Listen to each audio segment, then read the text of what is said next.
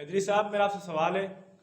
ये छोटा पेशाब करने के बाद अमूमन वाइट कलर के कतरे निकलते हैं, सफ़ेद कलर के, तो क्या इससे गुस्ल फर्ज होगा या वो मतलब वजू टूटेगा? बिस्मिल्लाहिर्रहमानिर्रहीम। ये शिकायत अक्सर नौजवानों को रहती है मैदे में गर्मी होने की वजह से। तो अगर ऐसा किसी के साथ मसला है कि पेशाब के बाद वाइट कलर के कतरे निकलते हैं, तो याद रखना इस सूरत में सिर्फ वज़ू करना ज़रूरी है, गुस्ल करना ज़रूरी नहीं है। यानी कि लोग ये समझते हैं कि शायद ये कतरे हैं कि जिससे गुस्ल वाजिब हो जाता है। इससे गुस्ल वाजिब नहीं होता है, इससे वज़ू करना वाजिब हो जाता है नमाज के लिए।